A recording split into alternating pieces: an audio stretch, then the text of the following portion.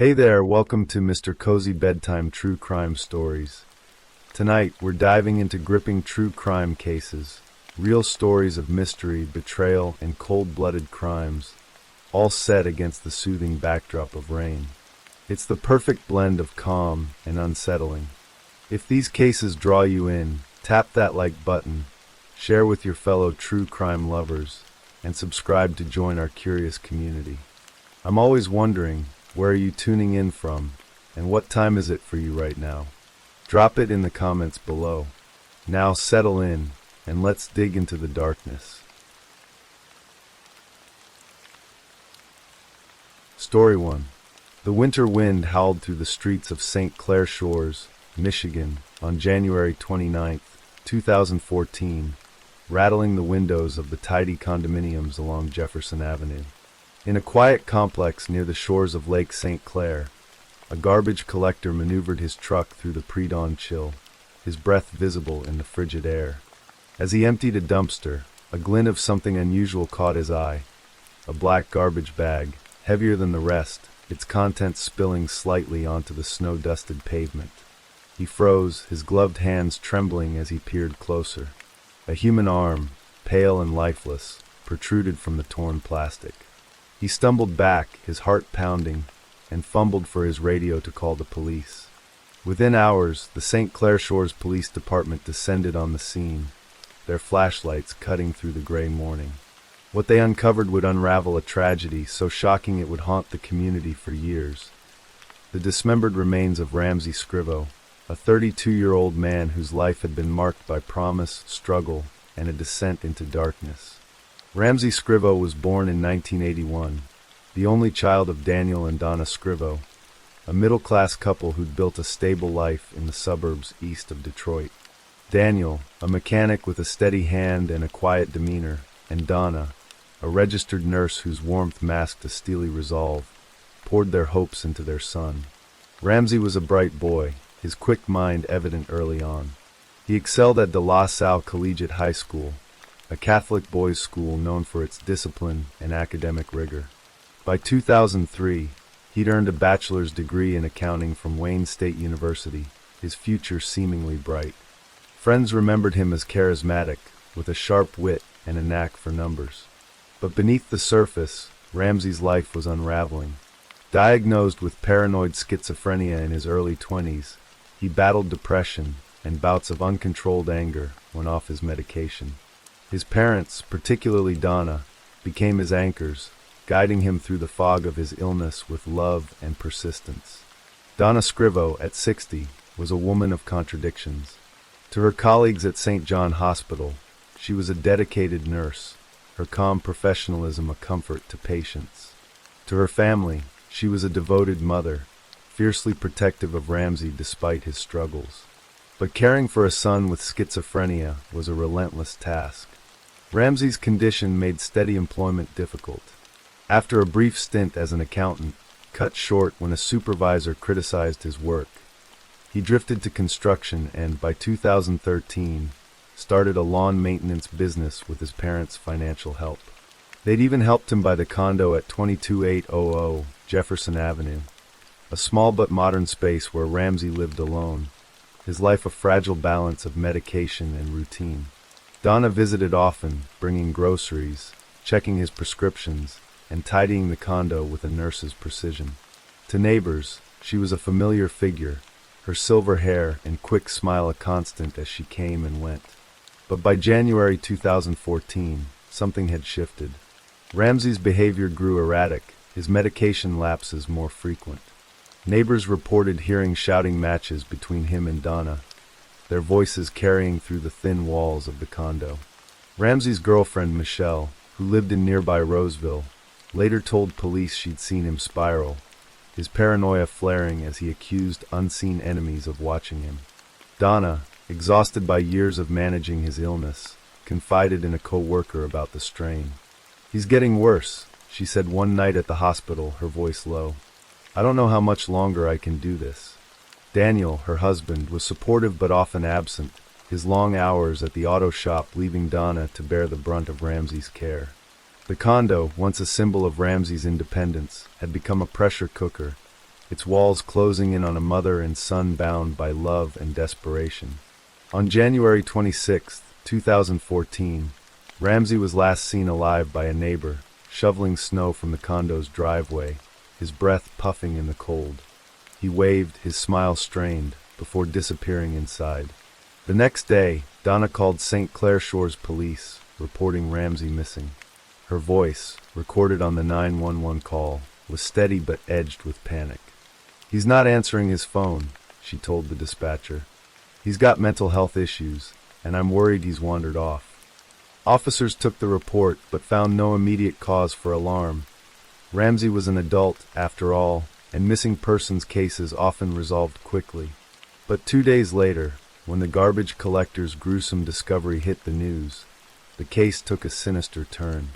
The police identified the remains as Ramsey's, his body dismembered with surgical precision and scattered across multiple garbage bags in St. Clair Shores and neighboring Roseville.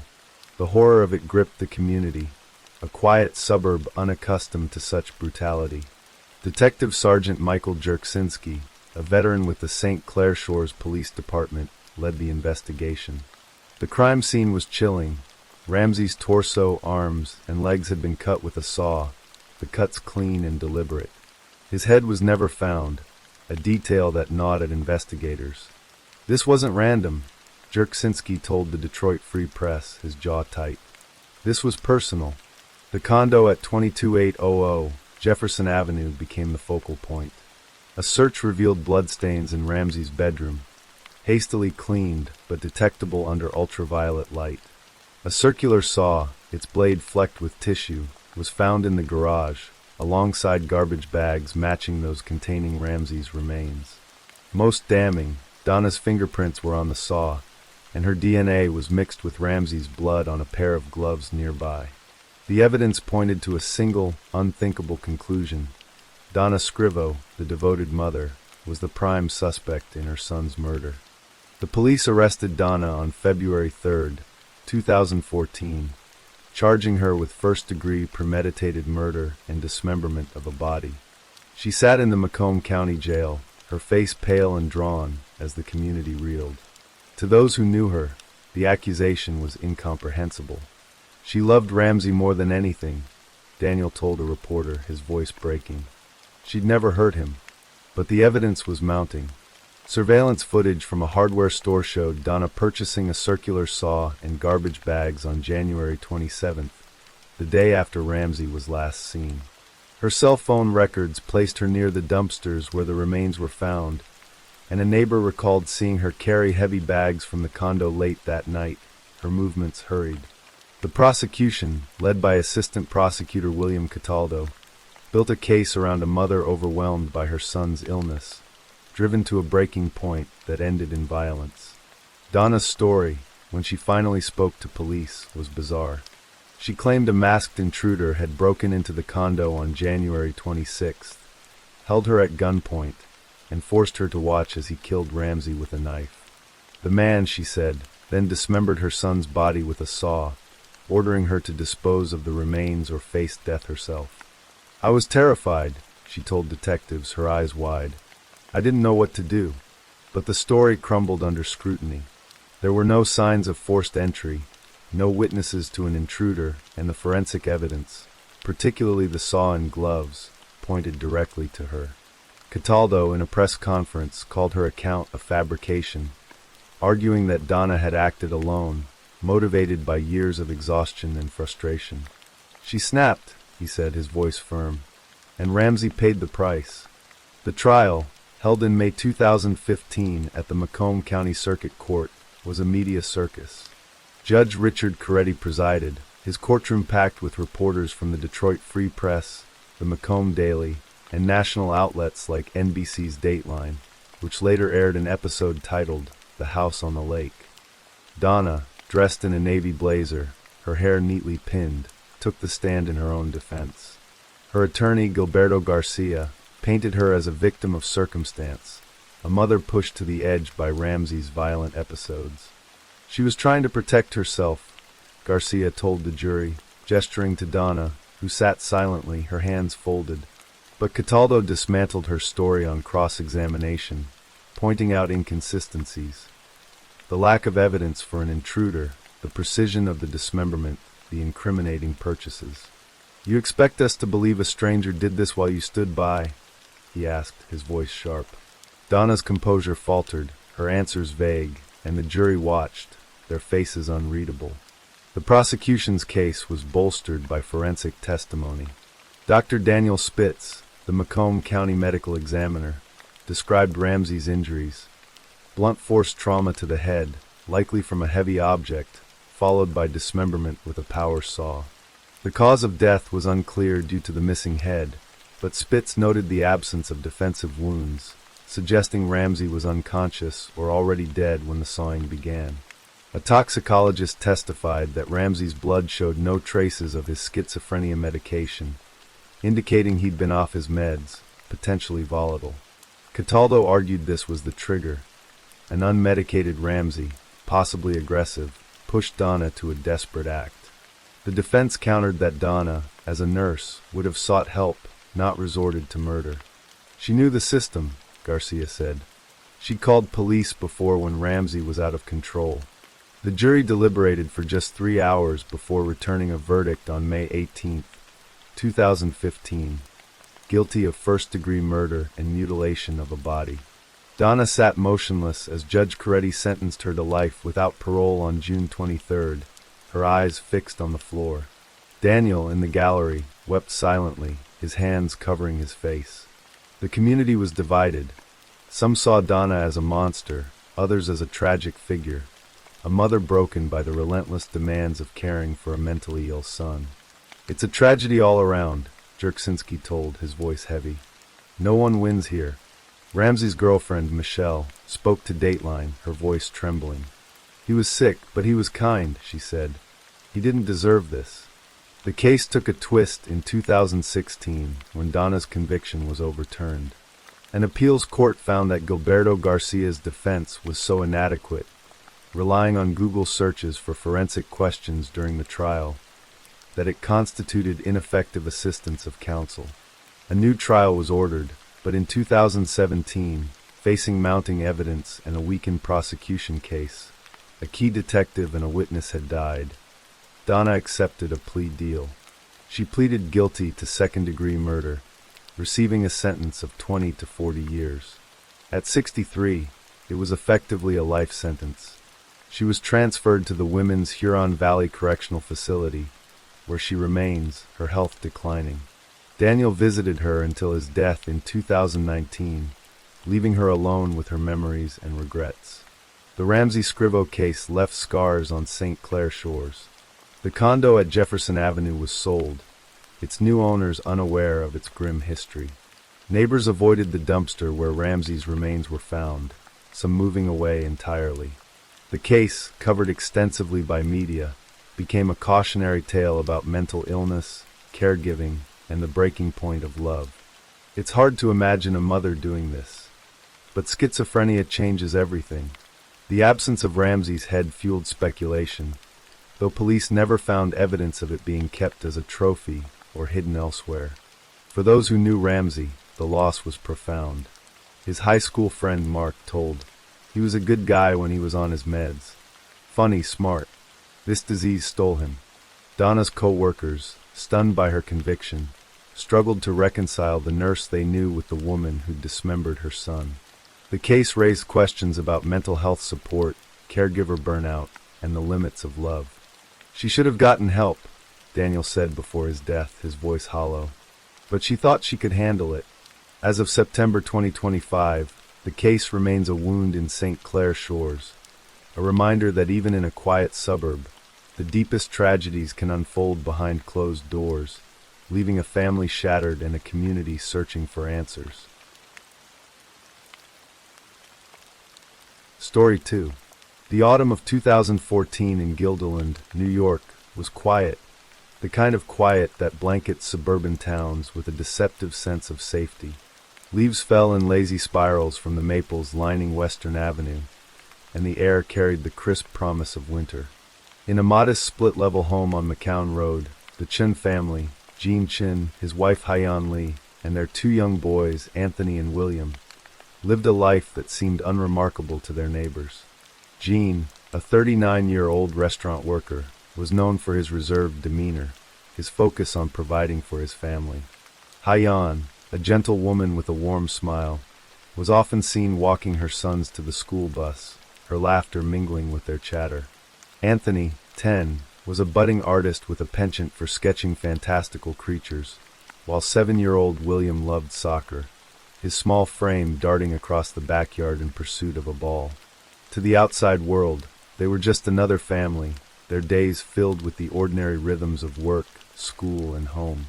But on the morning of October 8, 2014, that illusion of normalcy shattered. A co-worker of Gene Chin, concerned by his absence from work at the China Red Gourmet restaurant, drove to the Chin residence. The house was still, the curtains drawn, the driveway empty. Knocking went unanswered, and an uneasy feeling crept over the co-worker. He peered through a window, then pushed open the unlocked front door. What he found inside would haunt the town of Guilderland for years to come. The lifeless bodies of Gene, Haiyan, Anthony, and William, their lives extinguished in a brutal act of violence that defied comprehension. The Chen family had been murdered, their deaths marking the first quadruple homicide in New York's Capital District, a region unaccustomed to such horror. This is the story of the Lan Xan Chen case, a tragedy that unfolded in the shadows, leaving investigators grasping for answers and a community grappling with fear, loss, and the enduring mystery of an unsolved crime. The discovery of the Chen family's bodies sent shockwaves through Guilderland, a town of about 35,000 people nestled in Albany County. The police arrived swiftly, their sirens cutting through the morning calm. Officers from the Guilderland Police Department, led by Chief Carol Lawler, cordoned off the house, their faces grim as they navigated the scene. Inside, the evidence was chilling. The family had been killed sometime in the early hours of October 8th, likely between midnight and dawn. The murder weapons, a knife and a hammer, had been wielded with ruthless efficiency. Blood stained the walls and floors, a stark contrast to the family's neatly arranged belongings. Toys lay scattered in the boys' room, a half-finished drawing of a dragon on Anthony's desk. In the kitchen, a pot of rice sat untouched on the stove, a relic of a meal that was never eaten. The brutality suggested rage, yet the absence of forced entry hinted at something more calculated, perhaps personal. Investigators moved carefully, their gloved hands collecting forensic evidence, DNA, fingerprints, hair fibers, hoping to piece together the final moments of the Chen family's lives. The medical examiner's report later confirmed that all 4 victims had suffered multiple wounds, the knife and hammer used in a frenzy that left little chance of survival. Gene and Haiyan had fought, their defensive wounds telling a story of desperate resistance. The boys, found in their beds, appeared to have been killed quickly, perhaps spared the terror of a prolonged struggle. The scene was both chaotic and eerily controlled, as if the killer or killers had acted with purpose but lost themselves in the act. The community reeled. Guilderland was not a place where such things happened. Neighbors gathered on the sidewalks, whispering in hushed tones, their eyes fixed on the yellow police tape fluttering in the breeze. The local newspaper, the Altamont Enterprise, ran a front-page story, its headline stark: "Family of 4 slain in Guilderland home." Parents held their children closer, and schools increased security, though no one knew exactly what they were guarding against. Was the killer still among them? Was this a random act, or had the Chens been targeted? The lack of answers fueled fear, and the police, under pressure to provide reassurance, held a press conference the following day. Chief Lawler stood before a cluster of microphones, her expression resolute but strained. "We are treating this as an isolated incident," she said, her voice steady despite the weight of the moment. "There is no immediate threat to the public, but we are pursuing every lead with urgency."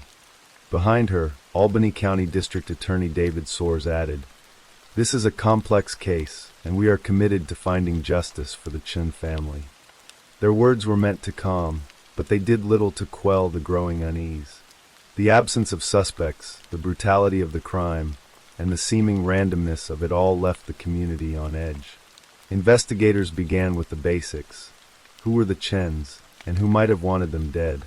Jin Chun, originally from Fujian province in China, had immigrated to the United States years earlier, following a path common among Chinese immigrants seeking opportunity in America. He worked long hours at China Red Gourmet, a small restaurant in a strip mall, where he was known for his reliability and quiet humor. Haiyan, also from Fujian, was a homemaker who occasionally helped at the restaurant, her gentle presence a counterpoint to Jin's reserved nature. The couple had met in China, married, and built a life in Guilderland, their 2 American-born sons anchoring them to their adopted home. They were not wealthy, but they were hard-working, their lives centered on family and community. The police interviewed co-workers, neighbors, and friends, searching for any hint of conflict. Jin's colleagues at the restaurant described him as a man who kept to himself, his focus on his work and his family. He never talked about problems, said one co-worker, a line cook named Wei Zhang. Jin was always smiling, always polite. Haiyan's friends from the local Chinese community echoed this, painting a picture of a devoted mother who doted on her sons. Yet, as investigators dug deeper, they encountered a wall of silence within the tight-knit Chinese immigrant community in Guilderland. Cultural and linguistic barriers made interviews difficult, and some community members seemed reluctant to speak, perhaps out of fear or distrust of authorities. The lack of immediate suspects led investigators to consider a range of possibilities. Was this a robbery gone wrong? The house showed no signs of ransacking, and valuables, cash, jewelry, electronics, remained untouched. Could it have been a personal vendetta? The Chens had no known enemies, no history of disputes or legal troubles. The possibility of a targeted attack linked to their Chinese background began to emerge, though cautiously. The capital district had a small but growing Chinese population, and while most lived quietly, investigators knew that some immigrant communities could be vulnerable to organized crime, extortion, or disputes carried over from their home country. Detectives reached out to law enforcement agencies in cities with larger Chinese populations: New York City, Los Angeles, Chicago, even Montreal and cities in China, hoping to uncover connections. They explored whether the Chens might have been involved in underground networks, perhaps tied to immigration or business dealings. Fujian province, their place of origin, was known as a hub for human smuggling and organized crime syndicates that operated across borders. Could the Chens have been entangled in something they didn't fully understand? The theory was speculative, but investigators couldn't ignore it, especially given the precision of the crime. The absence of forced entry suggested the killer might have been known to the family, someone they trusted enough to let inside. Forensic evidence became the investigation's lifeline. The crime scene yielded a wealth of material: blood samples, DNA traces, and partial fingerprints. The knife and hammer, recovered at the scene, were sent for analysis, but early results were frustratingly inconclusive. The DNA found did not match any profiles in national databases, and the fingerprints were too smudged to be definitive. Still, the sheer volume of evidence gave investigators hope. "We have a lot to work with," said Scott Coburn, head of the New York State Police's Criminal Investigations Bureau, in a statement to the press. "It's just a matter of piecing it together." As weeks turned into months, the case grew colder, but the police refused to let it fade. They followed every lead, no matter how small. A neighbor reported seeing a dark-colored sedan parked near the Chun house in the days before the murders, but no license plate or clear description emerged. A tip from a restaurant patron suggested Jean had once mentioned a disagreement with a supplier, but the supplier, when questioned, had an airtight alibi. The FBI and New York State Police joined the effort, providing resources and expertise, but progress remained elusive. By the one-year anniversary of the murders, in October 2015, Coburn admitted to reporters that the case had generated only 600 leads, a strikingly low number for such a high-profile crime. "We're not giving up," he insisted, but his words carried a hint of frustration. The community, meanwhile, struggled to move forward.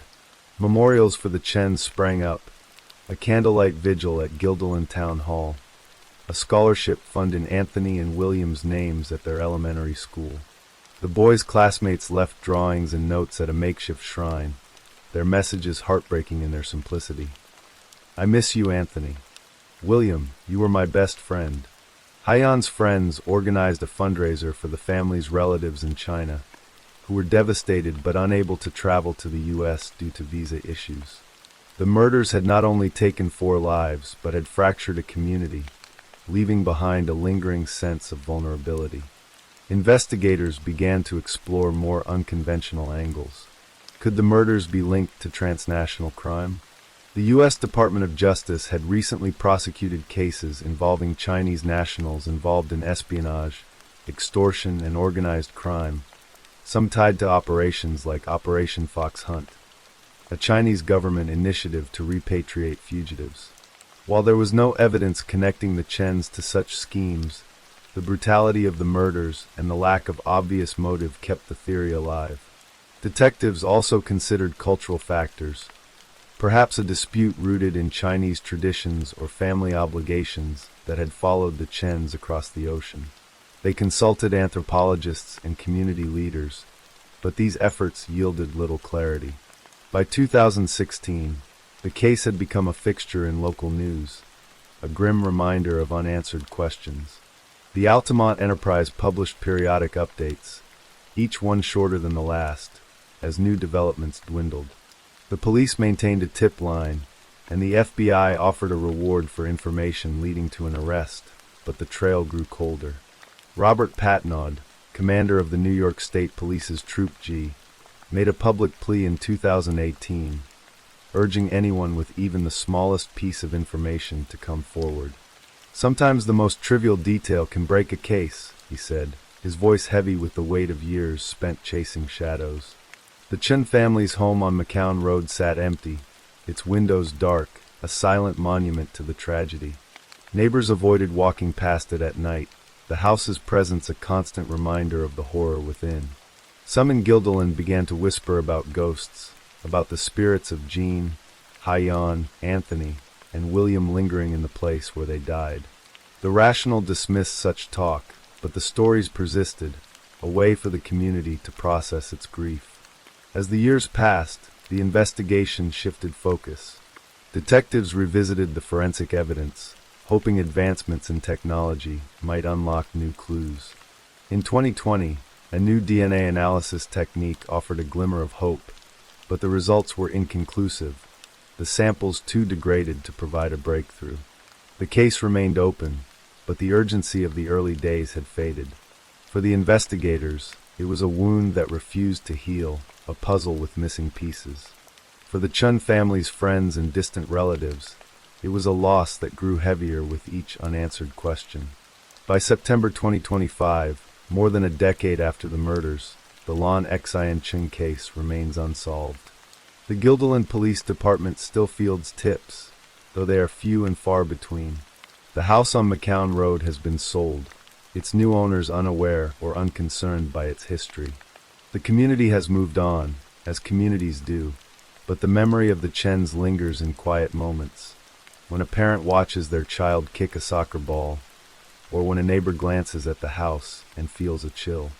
The case has become a part of Guilderland's fabric, a story told in hushed tones, a reminder that even in the safest places, darkness can find its way in. The Chun family's story is not just a tale of loss, but a testament to the fragility of ordinary lives.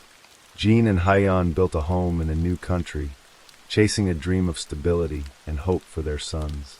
Anthony and William, with their drawings and soccer games, embodied that hope, their futures bright with possibility. Their deaths, brutal and senseless, left a void that no investigation could fill. Yet the search for justice continues, driven by the stubborn belief that truth, however elusive, is worth pursuing. Somewhere, in the fragments of evidence or the memory of a witness, the answer to what happened that October night may still lie waiting. Until then, the Lon Xian Chun case remains a wound, a mystery, and a story that refuses to end. Story 3. The summer of 2023 draped Mabera, Chiba Prefecture, in a humid haze, the kind that clung to the skin and made every breath feel heavy.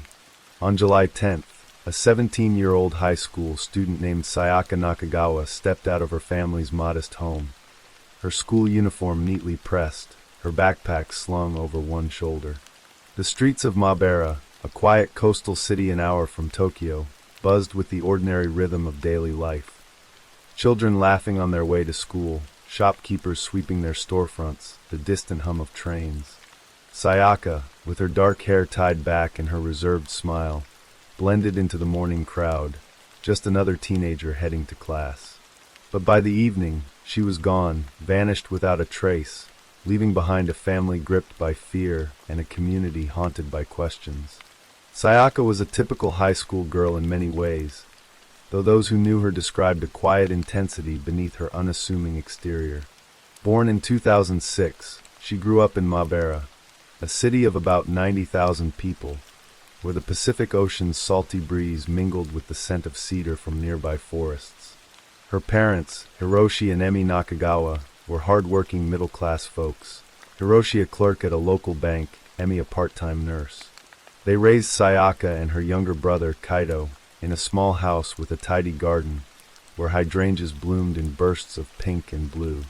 Sayaka was a good student, diligent but not flashy, with a knack for literature and a habit of scribbling poetry in the margins of her notebooks. Her teachers noted her thoughtfulness, her tendency to linger after class to ask questions about books or share a shy observation. To her friends, she was loyal but guarded, often listening more than she spoke, her dark eyes seeming to carry unspoken dreams. Yet, in the months leading up to her disappearance, something had shifted. Emi noticed her daughter withdrawing, spending more time on her phone. Her responses to family conversations clipped. Kaito, only 14, sensed it too. Sayaka would slip out of the house after dinner, saying she was meeting friends, but she never said who. Her parents chalked it up to teenage moodiness, the kind of phase they'd seen in other kids. They didn't pry, trusting Sayaka's good judgment. But on July 10th, when she didn't come home from school, that trust turned to dread. Hiroshi called her phone repeatedly, each unanswered ring tightening the knot in his chest. By 8 p.m., Emi was pacing the living room, her hands trembling as she dialed Sayaka's friends. None had seen her since school, let out at 3:30 p.m.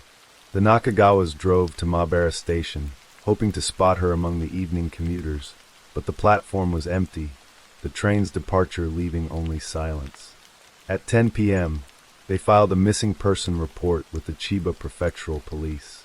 The officer who took their statement was kind but pragmatic, noting that teenagers sometimes ran off for a day or two. "She'll probably turn up," he said, his words meant to reassure but landing like stones. Hiroshi and Emi returned home, the house feeling too big, too quiet, without Sayaka's presence.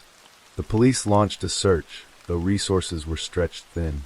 Mabera was a safe place, its crime rate low even by Japan's standards, with only 0.2 homicides per 100,000 people in recent years. A missing teenager was rare, and the community rallied quickly. By July 12th, the Nakagawas, joined by Sayaka's friends and neighbors, were distributing flyers, 500 in all, each bearing a photo of Sayaka, her school uniform crisp, her smile tentative. They handed them out at shopping malls, train stations, and tucked them into mailboxes, the paper crinkling in their anxious hands. The flyer described her: 17 years old, 5 feet 2 inches tall, slim build, last seen wearing a Navy sailor-style uniform and carrying a black backpack. "Please contact the police if you have any information," it pleaded. The Chiba police formed a 30-person team, combing the city and its outskirts. They searched the forested hills near Mabera, where cedar and pine stood sentinel, their branches swallowing the sunlight. They checked abandoned buildings, local parks, even the rocky shoreline where waves crashed against jagged cliffs. But 3 days of searching yielded nothing.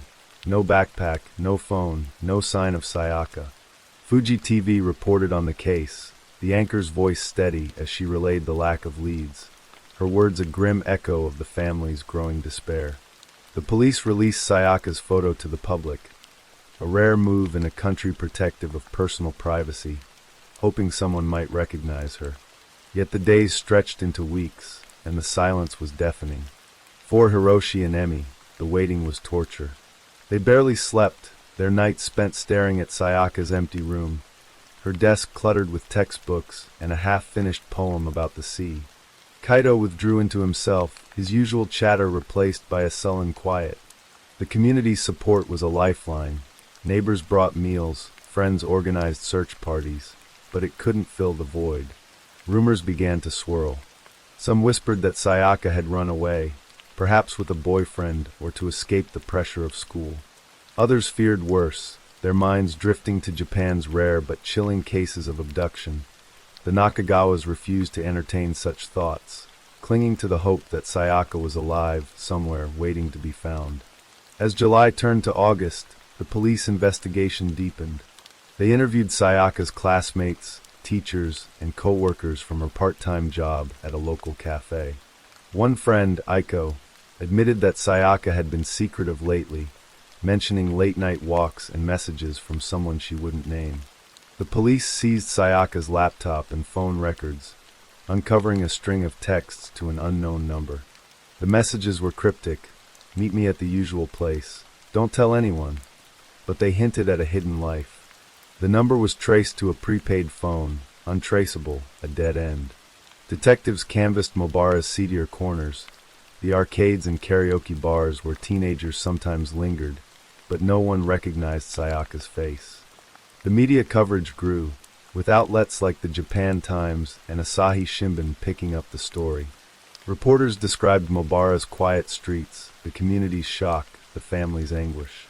Online, speculation ran wild. On forums like 2Channel, users debated whether Sayaka had been lured away or had chosen to vanish. Some pointed to Japan's low crime rate, arguing she'd likely turn up safe. Others cited cases like the 1988 murder of Junko Furuta, a teenage girl abducted and tortured, warning that danger could lurk even in a place like Mabara. The Nakagawas avoided these discussions, their focus on the search, but the weight of public scrutiny pressed down on them. By late August, 77 days had passed since Sayaka's disappearance. The police team was exhausted, their leads exhausted too. The Nakagawas had taken to walking the city at night, calling Sayaka's name into the darkness, their voices hoarse. Emi clutched a photo of her daughter, her fingers tracing the edges as if she could will Sayaka back. Hiroshi, usually stoic, broke down one evening by the Kazusa River, its waters glinting under the moonlight. "Where are you?" he whispered, the question swallowed by the current.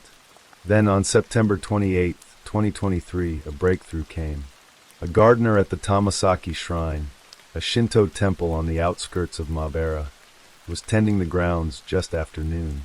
The shrine, with its red torii gate and stone lanterns, was a place of quiet reverence, its cedar trees casting dappled shadows. As he raked leaves near the Honden, the main sanctuary, he noticed a figure sitting on the stone steps, a girl, her navy uniform rumpled, her hair tangled. She was thin, her face pale, but her eyes were unmistakable. It was Sayaka.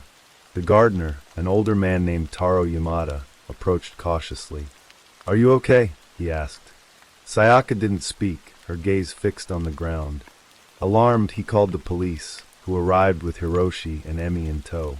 When Emi saw her daughter, she collapsed to her knees, tears streaming down her face. Hiroshi rushed forward, wrapping Sayaka in his arms, his voice breaking as he said her name. Sayaka was alive, unharmed but underweight, still wearing the clothes she'd vanished in. The police took her to a hospital for a checkup, confirming no signs of kidnapping or physical injury. Yet she remained silent, her expression vacant, as if part of her was still lost. The news spread quickly. Japan Today reported that Sayaka Nakagawa had been found safe after 77 days, discovered at a temple just miles from her home. The public exhaled, relief mingling with curiosity. Why had she been at the shrine? Where had she been all this time? The police questioned Sayaka gently, aware of her fragile state, but she offered no answers. Psychologists suggested she might be suffering from dissociation or trauma, her silence a shield against whatever she'd experienced. Her family, overjoyed but shaken, brought her home, where she slept for hours, Kaido sitting by her bedside, watching her breathe. The investigation didn't end with Sayaka's return. Detectives pressed for answers, piecing together fragments from her phone records and witness accounts. They suspected she'd been staying in Mabera or nearby, perhaps in abandoned buildings or with someone who hadn't come forward. The prepaid phone number remained a mystery, its owner never identified. Some speculated Sayaka had run away, drawn into a relationship or a group that offered escape from her quiet life. Others wondered if she'd simply wandered, lost in her own mind, until the shrine became her refuge. The lack of evidence, no witnesses, no CCTV footage, left the case open, a puzzle with missing pieces. For the Nakagawas, the answers mattered less than having Sayaka back. Emi cooked her daughter's favorite miso soup, the kitchen filled with its comforting aroma. Hiroshi took leave from work, determined to rebuild their bond. Kaido, emboldened by relief, teased Sayaka gently, hoping to coax a smile. Slowly, she began to speak, single words at first, then sentences, her voice soft but steady. She never shared where she'd been, and her family didn't push. "She's here," Emi said to a neighbor, her eyes bright with tears. That's enough. The community celebrated Sayaka's return, though whispers lingered. Some called her mentally ill, a label that stung her family. "She's not disabled," Hiroshi told a reporter, his voice firm. "She's our daughter, and she's strong." The media moved on, the story fading as new headlines took its place. But for Mabera, Sayaka's disappearance left a mark, a reminder of how quickly safety could unravel. The Tamasaki Shrine became a quiet pilgrimage site, where locals left small offerings, praying for protection and peace. Sayaka's story, though unresolved, was a testament to resilience, of a family that refused to give up, of a community that rallied together, of a girl who returned from the unknown. The cedar trees of Mabera still stood, their branches whispering in the breeze, and Sayaka, now 18, faced the future with her family by her side, her silence a story only she could tell. Story 4. The Tokyo night was electric on October 31st, 2021, as Halloween revelers filled the streets of Shibuya, their costumes a kaleidoscope of color under the neon glow. But in the quieter suburb of Chofu, on a KO Line express train bound for Shinjuku, a different kind of chaos was unfolding. At around 8 p.m., the train's rhythmic hum was shattered by screams. A young man, dressed in a green shirt, blue suit, and purple coat reminiscent of the Joker from the Batman series, stood in the carriage, a 12-inch knife glinting in his hand. Kyoto Hattori, a 24-year-old unemployed drifter, had embarked on a rampage that would leave 17 people injured, one man fighting for his life, and a city grappling with the shock of a rare and brutal act of violence. The attack, meticulously planned yet driven by a deeply personal despair, would expose the hidden struggles of a young man lost in his own darkness and a society confronting the fragility of its safety. Kyoto Hattori was born in 1997 in Kanagawa Prefecture, a coastal region near Tokyo, where suburban life blended with the bustle of nearby cities. Growing up, he was a quiet boy, often retreating into himself, a trait shaped by years of bullying that left scars deeper than anyone knew. He had been a good student, excelling in junior high, where he met a girl who became his anchor. Their relationship, spanning 9 years, was the one constant in a life marked by instability. She was, as he later told the court, the only person he trusted, a lifeline in a world that often felt hostile. But by 2021, that lifeline had frayed. The breakup, coupled with the news of her marriage to another man, plunged Hattori into a spiral of despair. He had quit his job earlier that year, a decision he regretted, and his friendships had crumbled, leaving him adrift in a city of millions yet utterly alone. Hattori's life in Tokyo was one of anonymity. He lived in a small apartment in Kokubunji, a working-class neighborhood, where he spent hours online, immersing himself in the digital world. Social media, particularly Twitter, was his window to the outside, a place where he could observe without being seen. But it was also a mirror reflecting his growing isolation. The internet was awash with stories of violent acts, including a recent stabbing on an Odaku Line train in August 2021 that injured 10 people. That incident, widely reported, planted a seed in Hattori's mind. He began to fantasize about a grand, destructive act, one that would not only end his own life, but also ensure he was remembered. "I wanted to die," he later told police, "but I wanted to do it in a way that would make people talk." The Joker, a character he admired for his chaotic disregard for life, became his inspiration. He saw in the villain a reflection of his own desire to break free from the constraints of a world that had rejected him. The planning began in June 2021, months before the attack. Hattori's life had hit rock bottom. Unemployed, heartbroken, and estranged from his family, he fixated on the idea of a public spectacle. He initially considered targeting Shibuya, where Halloween crowds would offer a dense mass of victims. The thought of blending into the costumed chaos, knife in hand, appealed to him. But the Odaku Line attack changed his plans. A train, he realized, was a confined space, a trap where escape was limited.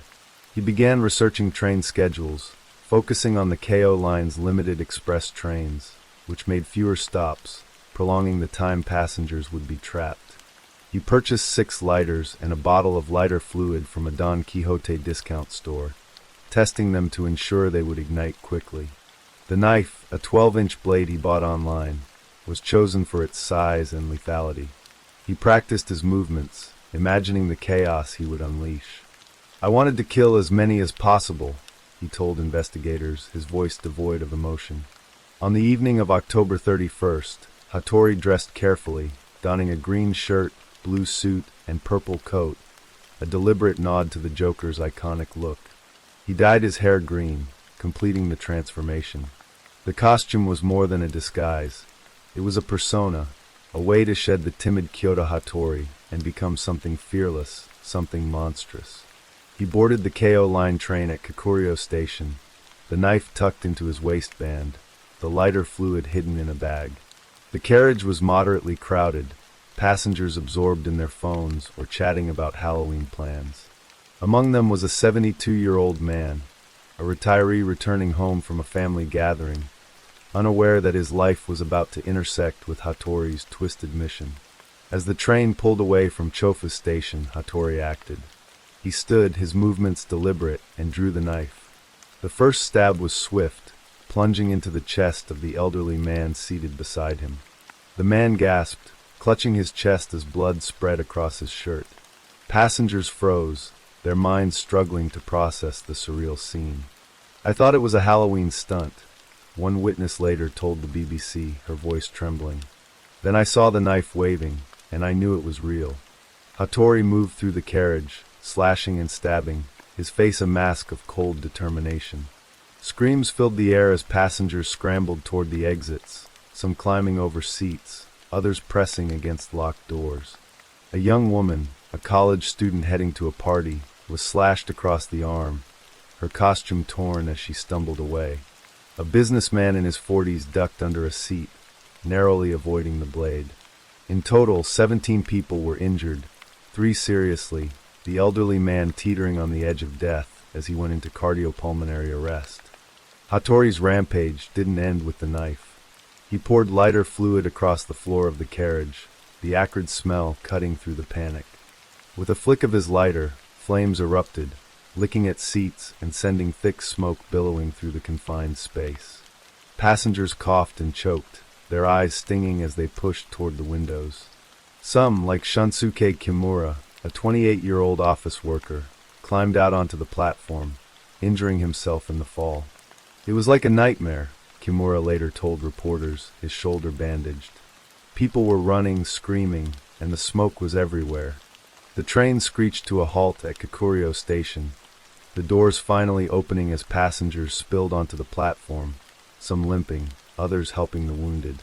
Firefighters and paramedics arrived, their sirens piercing the night as they worked to extinguish the flames and tend to the victims. Hattori, his mission complete, sat calmly on a bench in the carriage, a cigarette dangling from his lips. The knife rested in his hand, its blade stained with blood. When police stormed the train, They found him almost serene, as if the chaos he had unleashed was a performance he had already left behind. "I wanted to be arrested," he told them, his voice flat. "I wanted the death penalty." The officers handcuffed him, his Joker costume now a grim symbol of his intent. The scene was captured in viral footage, shared across social media, showing Hattori's eerie calm amidst the wreckage of his actions. To the public, it was a chilling image, a young man who had embraced a villain's persona to enact his own despair. Tokyo was stunned. Violent crime was rare in Japan, a country where safety was a point of pride. The attack, coming just months after the Odaku Line stabbing, sent shockwaves through the nation. The Keio Line, a vital artery for commuters, became a symbol of vulnerability. News outlets, from the Asahi Shimbun to NHK, covered the story extensively, their headlines grappling with the question of why. The public demanded answers, their fear tinged with fascination. Who was Kyoto Hattori, and what had driven him to such an act? The media dubbed him the Joker, a moniker that both sensationalized the crime and underscored its theatrical horror.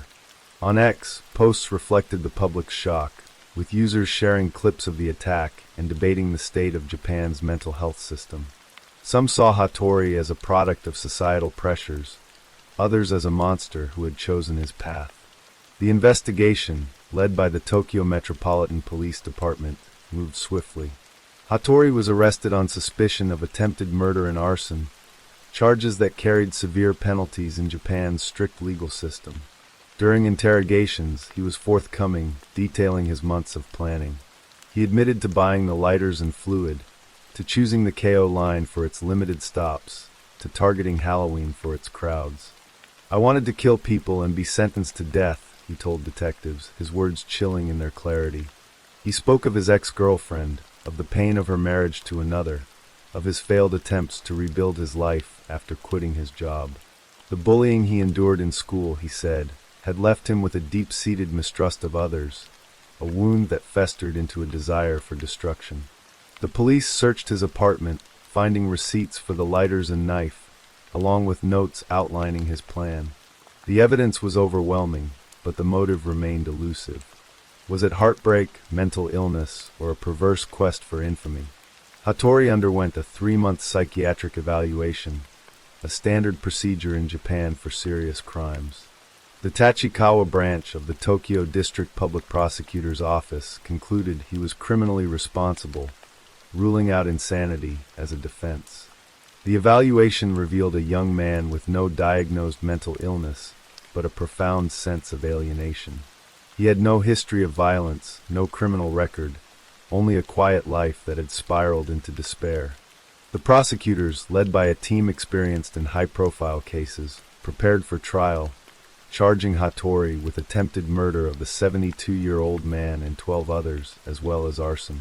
The indictment, filed in March 2022, alleged that Hattori's intent was to kill as many as possible, a charge he partially disputed. While he admitted to the stabbing and fire, he claimed the blaze was not meant to kill, only to create chaos. The trial began on June 26, 2023, at the Tachikawa branch of the Tokyo District Court, a modern building where justice unfolded under the weight of public scrutiny. The courtroom was packed, reporters from the Japan Times and NHK scribbling notes as Hattori, dressed in a plain black suit, stood before the judge. Gone was the Joker's flamboyance. He was now just a young man, his face pale, his eyes downcast. The prosecution laid out their case with precision, describing the premeditation that began in June, the purchase of the knife and lighters, the choice of a limited express train to maximize harm. They argued that Hattori's actions were driven by a desire for the death penalty, a selfish act that endangered dozens. He chose a train because there are not many ways to escape, the presiding judge later noted, his voice grave. The elderly victim, who had survived but spent weeks in critical condition, testified via written statement, his words read aloud by a court clerk. He described the terror of the attack, the pain of the knife, and the long recovery that followed.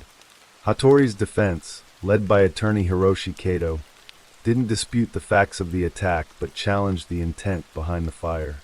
Kato argued that the passengers had reached safety before the flames spread, meaning the arson did not constitute attempted murder for all 12 counts. He wanted to create panic, not death, Kato told the court, pushing for a lighter sentence of 12 years. Hattori himself took the stand, his voice steady but detached. He recounted his motives with unsettling candor. The breakup, the bullying, the desire to die in a way that would make headlines. "I thought it would be impossible to murder unless I became the Joker," he said, explaining his costume.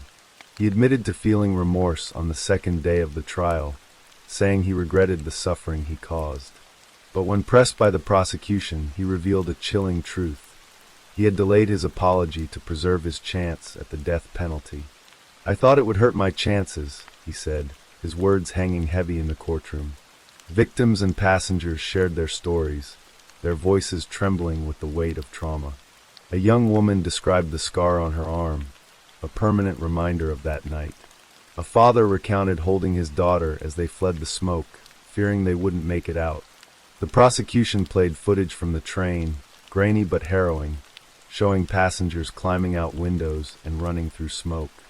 The images, widely shared on X, had already seared themselves into the public's consciousness, but in the courtroom, they were a stark reminder of the human cost.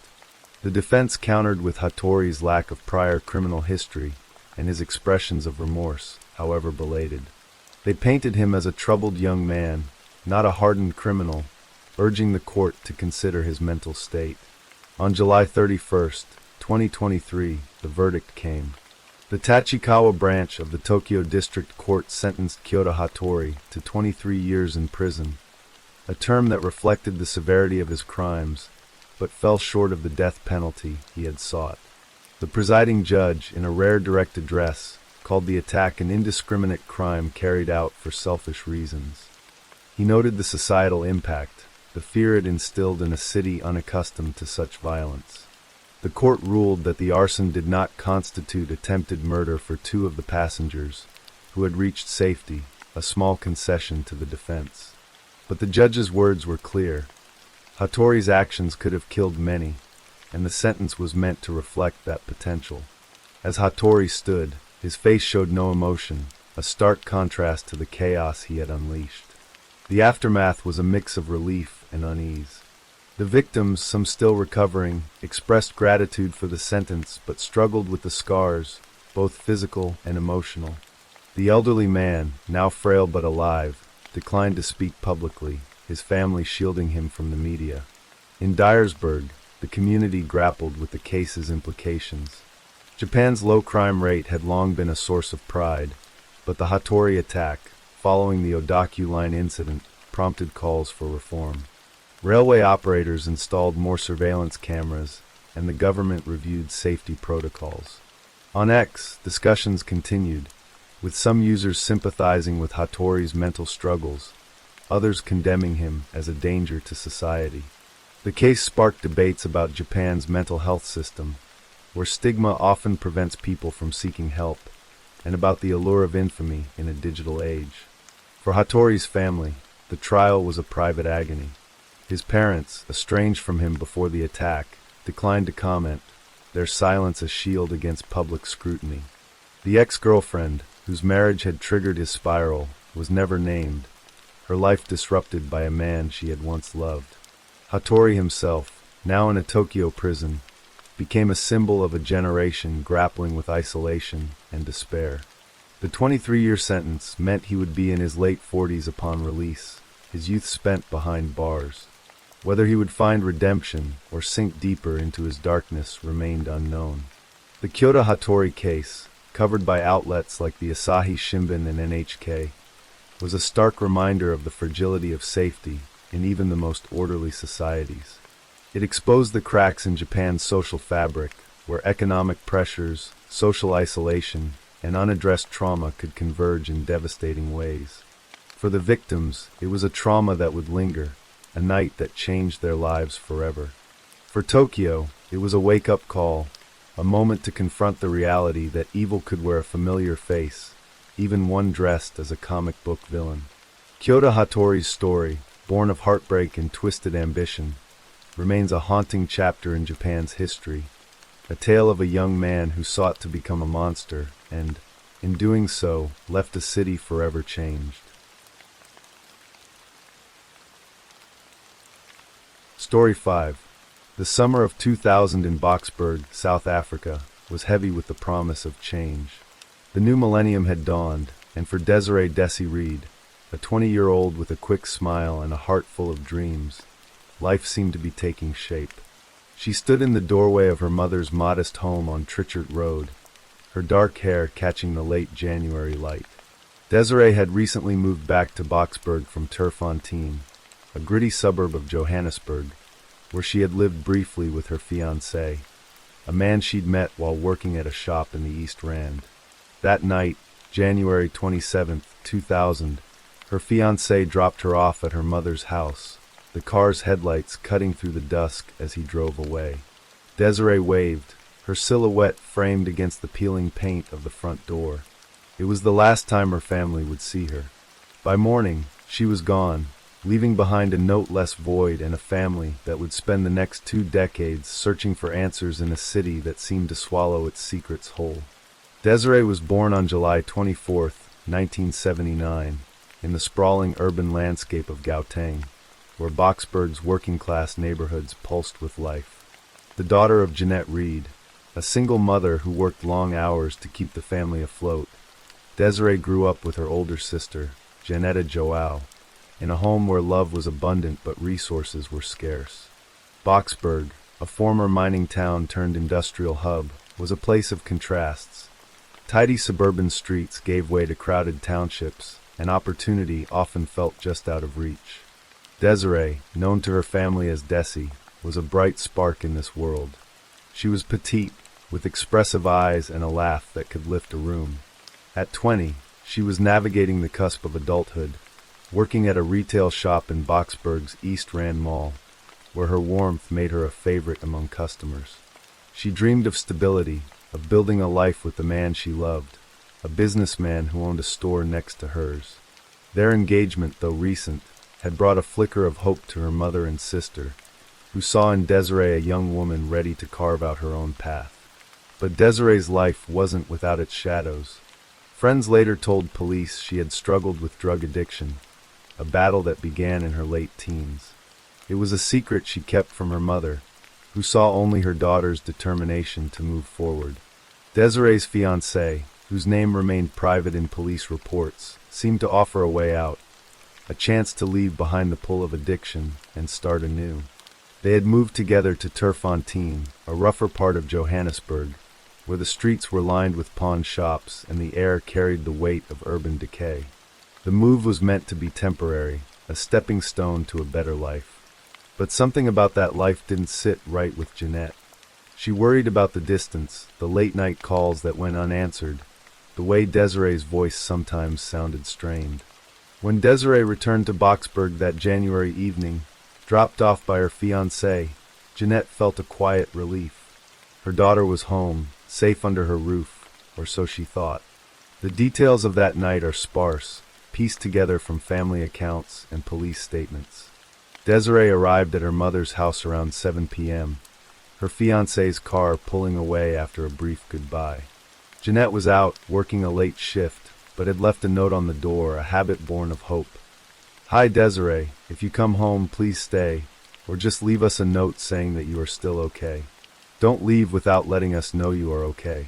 The note was a ritual, a plea to a daughter who had been slipping in and out of their lives. Desiree entered the house, her footsteps echoing in the small living room where photos of her and Janetta lined the walls. What happened next remains a mystery. By the time Jeanette returned home after midnight, Desiree was gone. Her purse, her ID, her clothes, everything was still there, untouched. The front door was ajar, the note undisturbed. It was as if Desiree had stepped into the night and vanished. Jeanette's heart sank as she called Janetta, who lived nearby with her young daughter, Alyssa. Together, they searched the house, hoping for a sign, a scribbled note, a missed call, anything. But the silence was deafening. They contacted the Boksburg police, who opened a missing persons case the next day. Constable Maria Ngubane, a young officer assigned to the case, took Jeanette's statement, noting the family's insistence that Desiree would not have left without a word. She was engaged, she had plans, Jeanette told Nguyen, her voice breaking. She wouldn't just walk away. The police canvassed the neighborhood, knocking on doors and questioning neighbors. One reported hearing a car idling outside the Reed home around 2 a.m., but no one saw Desiree leave. Her fiancé, interviewed later that week, claimed he had no idea where she was. He said they'd had no arguments, no reason for her to disappear. His story was consistent, but something in his demeanor, a slight hesitation, a glance away, left Nguyen uneasy. The days that followed were a blur of action and anguish. Jeanette and Janetta plastered Boxburg with flyers, Desiree's face smiling out from grainy photocopies taped to lampposts and shop windows. The missing poster described her as 20 years old, 5 feet tall, with dark hair and a slim build. The community rallied, neighbors and church members joining searches through Boxburg's parks and alleyways. The East Rand Mall, where Desiree had worked, became a hub for volunteers who handed out flyers to shoppers. Janetta, a fierce advocate for her sister, took to social media, posting on early platforms like Mzit and later Facebook, begging for anyone with information to come forward. "I've searched every Desiree Reed on the internet," she later told the Benoni City Times. "I've sent messages to all of them saying, if it's you and you don't want to see us, it's fine. But I've never had a response." The police investigation, however, faltered. Boxburg's police station was understaffed, grappling with a rising tide of crime in Gauteng. Over 50,000 reported cases of violent crime in 2000 alone. Desiree's case, without physical evidence of foul play, was classified as a low-priority missing persons case. Nguyen pursued what leads she could, checking hospitals, shelters, and morgues, but found nothing. A tip came in weeks later. A woman matching Desiree's description had been seen at a bus station in Johannesburg's Central District, a chaotic hub where transients and runaways often passed through. The lead was promising but fleeting, security footage was non-existent, and the witness couldn't be sure. Nguyen also explored Desiree's struggles with addiction, interviewing former co-workers who confirmed she had used drugs but insisted she was trying to get clean. The theory that Desiree had relapsed and wandered off gained traction among some officers, but Jeanette and Janetta rejected it outright. "She was fighting for her future," Janetta said. "She wouldn't give up like that." As months turned to years, the family's hope became a fragile thing, sustained by ritual. Every July 24th, Desiree's birthday, Jeanette and Janetta lit a candle, whispering prayers for her return. Jeanette's health began to deteriorate under the strain, her grief manifesting in physical and mental tolls. She suffered multiple breakdowns and, in 2015, was diagnosed with breast cancer, requiring a double mastectomy. "The psychiatrist said we should have a funeral," Janetta told the Benoni City Times, her voice heavy with disbelief. "But how do you bury an empty casket? You know there's nothing in it." The family refused to let go, clinging to the possibility that Desiree was out there, alive, waiting to be found. Alyssa, Janetta's daughter, grew up with stories of her aunt, a woman she knew only through photos and her mother's tears. At 9, Alyssa wrote a letter to Desiree, her words a heartbreaking plea. "Dear Desiree, now that you're gone, I don't know what to do, but I'll tell the truth. We really miss you. If you are still out there, please come back home." In 2017, a glimmer of hope emerged. The South African Community Crime Watch, a nonprofit dedicated to missing persons cases, took an interest in Desiree's disappearance. Led by Wendy Pascoe, a determined advocate, the organization pushed for the case to be reopened at the Benoni police station, just a few kilometers from Boxburg. Pascoe, who had worked on dozens of cold cases, believed Desiree's disappearance warranted a fresh look. She notified Interpol, raising the possibility that Desiree could have been a victim of human trafficking, a growing concern in South Africa, where thousands of women and children vanished each year. Pascoe interviewed people who had known Desiree, friends, co-workers, her fiancé, searching for overlooked details. She also combed through social media, where some users had callously dismissed Desiree's disappearance, citing her addiction as a reason she chose to vanish. Pasco pushed back against this narrative, emphasizing Desiree's humanity. She was a daughter, a sister, someone's love, she told a local reporter. No one deserves to be forgotten. The reopened investigation brought new energy but few answers. The Benoni police, now led by Detective Thabo Mthembu, reviewed Ngubene's original files and conducted fresh interviews. Mthembu focused on Desiree's fiancé, whose business in Turfontein had since closed. The man, now living in Pretoria, maintained his story. He had dropped Desiree off and knew nothing of her whereabouts. Mthembu noted inconsistencies, small gaps in his timeline, a vague recollection of that night. But without physical evidence, there was little to pursue. The trafficking angle, while plausible, was hard to substantiate.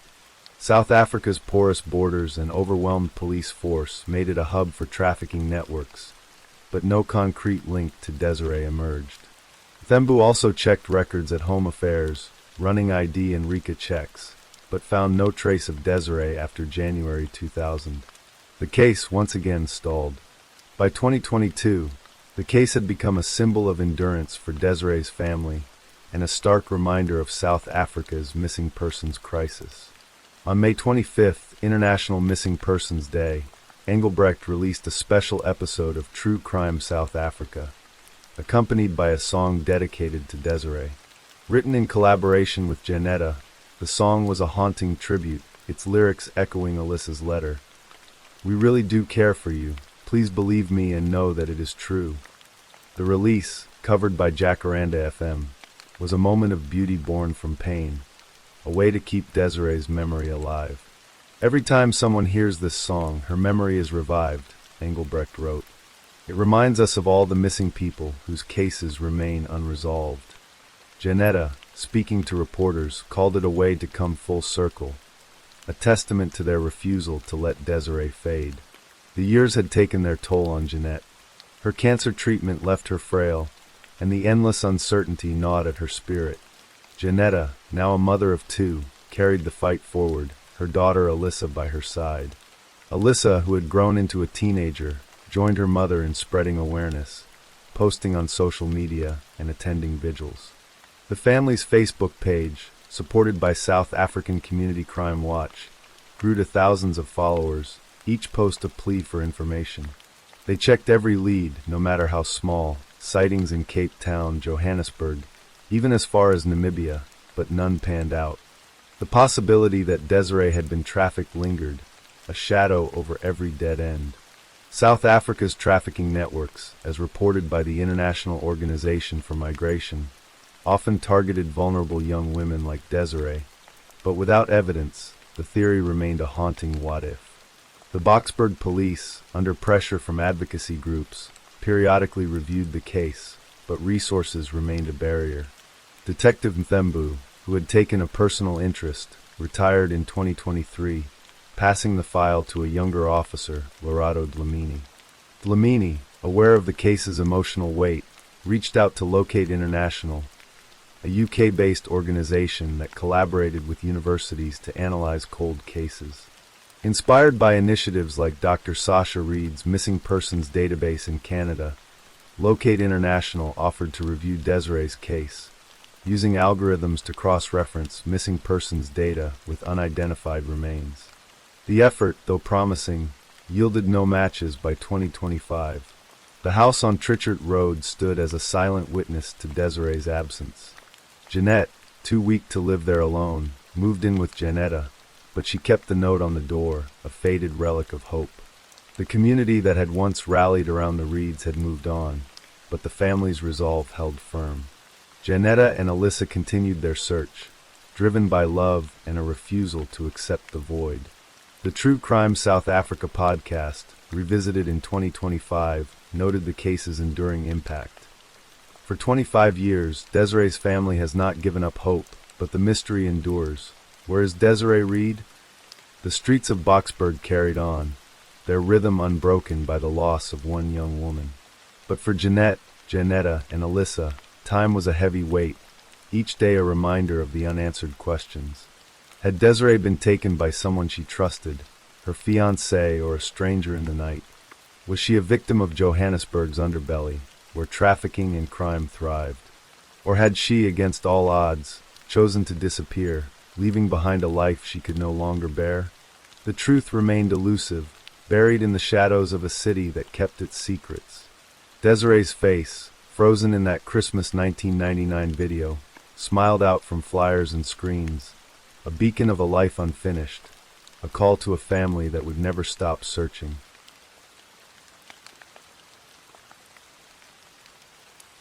Story 6. The winter air in Canton, Massachusetts, carried a biting chill on February 4th, 2021, as the sun dipped below the horizon, casting long shadows across the quiet apartment complex on Chapman Street. Inside one of those apartments, a young woman lay motionless, her life extinguished in a way that would unravel a web of deceit, betrayal, and institutional failure. Sandra Birchmore, just 23 years old, was found dead, her body discovered by a friend who had grown worried after days of silence.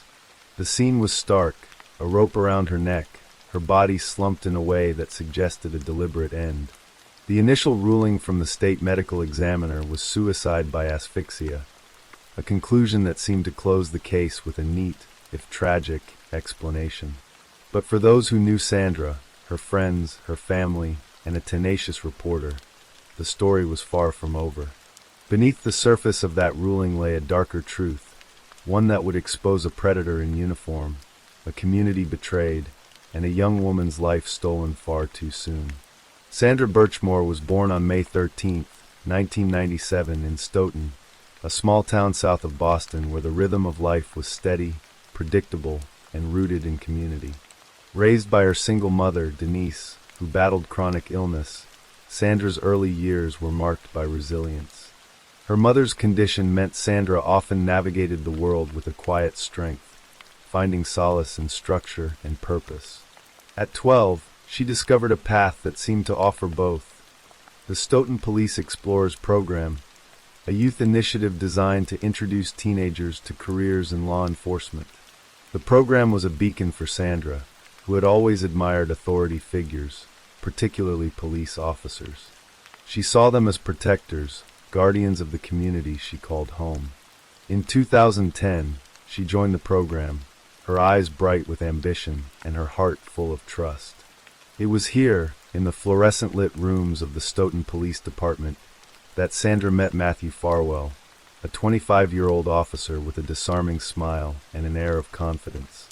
Farwell, hired by the department in 2012, was an instructor in the Explorers program, a role that gave him authority over the young participants. To Sandra, he was a mentor, someone who took an interest in her aspirations to become a police officer herself. He helped her with homework, offered advice, and seemed to embody the ideals of the badge he wore. But beneath this facade, something sinister was taking shape. Federal prosecutors would later allege that Farwell began grooming Sandra as early as 2011, when she was just 14, exploiting her admiration and vulnerability. By April 2013, when Sandra was 15 and still a high school freshman, their relationship crossed a line that would define the tragedy to come. Court documents state that Farwell, then 27, initiated sexual contact with her, an act that constituted statutory rape under Massachusetts law, where the age of consent is 16. Sandra's life was already a tapestry of loss and struggle. Her mother, Denise, suffered a stroke in May 2016 and died 2 weeks later at the age of 52. Just a month after that, Sandra's grandmother, Claire G. Coughlin-Gadet, passed away, leaving Sandra to navigate her late teens without the anchors of her closest family members. These losses left deep scars, compounding the emotional and mental challenges she had faced since childhood. Court filings would later describe her as someone who had endured significant mental and emotional problems. A young woman who found a sense of belonging in the Explorers program, where she looked up to the officers as surrogate family. But the men she trusted, Matthew Farwell, his twin brother William Farwell, and their supervisor, Robert Devine, allegedly saw her vulnerability as an opportunity. The Stoughton Police Department, a modest brick building on the edge of town, was a place where community and authority intertwined. For Sandra, it was a second home during her teenage years. She threw herself into the Explorers program, attending meetings, participating in community events, and even posing for a festive photo in front of a Christmas tree with other teenagers in December 2013, an image shared proudly on the department's Facebook page. Her dedication was evident. She graduated from Massasoit Community College in Brockton with an associate's degree in criminal justice in June 2018, a milestone that marked her determination to build a career in law enforcement. To support herself, she drove for Uber, her friendly demeanor earning her steady fares as she saved for her future. By September 2019, she had taken the Massachusetts Civil Service exam, earning a spot on the eligibility list for the Stoughton Police Force. Her dreams seemed within reach. But behind closed doors, the relationships she had formed in the Explorers program were taking a darker turn. Matthew Farwell's interactions with Sandra had escalated, according to federal prosecutors, into a pattern of sexual exploitation that continued into her adulthood. The allegations paint a chilling picture. Farwell, leveraging his position as a police officer, engaged in sexual encounters with Sandra, some occurring while he was on duty, in patrol cars, or at her apartment. Text messages uncovered years later revealed graphic details, including Farwell's acknowledgement of taking her virginity in 2013. His twin brother, William, and their supervisor, Robert Devine, were also implicated in inappropriate relationships with Sandra, though neither faced criminal charges. A wrongful death lawsuit filed by Sandra's estate would later allege that the three officers passed her around like she was a toy, exploiting her trust and her desire to belong. Sandra's life in 2020 was a mix of hope and turmoil. She was living in Canton, a neighboring town, in a modest apartment that reflected her modest means. She had adopted a cat from a local animal shelter, where she met Joshua Heel, a worker who became a friend and confidant. In the fall of 2019, Sandra shared intimate details of her life with Heel, including her relationships with the Farwell brothers and Devine. She confided in him about the complexities of her connection with Matthew Farwell, a relationship that had grown increasingly fraught. By late 2020, Sandra discovered she was 3 months pregnant, and she believed Matthew Farwell was the father. Friends later told investigators that she had shared this news with him, a revelation that reportedly sent Farwell into a panic. He denied paternity and, according to court documents, blocked her on all communication platforms after visiting her apartment on February 1, 2021. That visit would be the last time Sandra was seen alive. 3 days later, on February 4th, her friend grew concerned after failing to reach her. Entering her apartment, they found her body, a rope around her neck, the scene staged to suggest she had taken her own life. The state medical examiner's office, led by Dr. Mindy Hull, ruled her death a suicide by asphyxia, citing physical evidence in the apartment, Sandra's mental health history, and past suicidal ideations. A police report from May 19, 2020, noted a well-being check at Sandra's home after she expressed thoughts of self-harm, though no officers involved in that call were the Farwells or Devine. The ruling seemed final, and the case was closed, leaving Sandra's friends and family grappling with grief and disbelief. But the official narrative didn't sit right with those who knew Sandra best. Her aunt, Darlene Smith, who became the personal representative of Sandra's estate, refused to accept the suicide ruling. Friends, including Melissa Berry, who ran the Justice for Sandra Birchmore Facebook page, echoed her skepticism, staging protests outside the Norfolk District Attorney's office and launching a letter-writing campaign to urge Attorney General Andrea Campbell to appoint a special prosecutor. Their persistence was fueled by a shared conviction. Sandra, despite her struggles, was not someone who would end her life. The pushback was loud and unrelenting, drawing the attention of Laura Grimaldi, a Boston Globe reporter whose dogged investigation would change the course of the case. Grimaldi's work began with a simple question: why were so many people convinced Sandra's death wasn't what it seemed? She filed nearly 100 public records requests, combed through court filings, and knocked on doors to speak with Sandra's friends and family. Her reporting uncovered troubling details about Matthew Farwell's relationship with Sandra, including his admission to state police that he had visited her apartment on February 1, 2021, to end their relationship.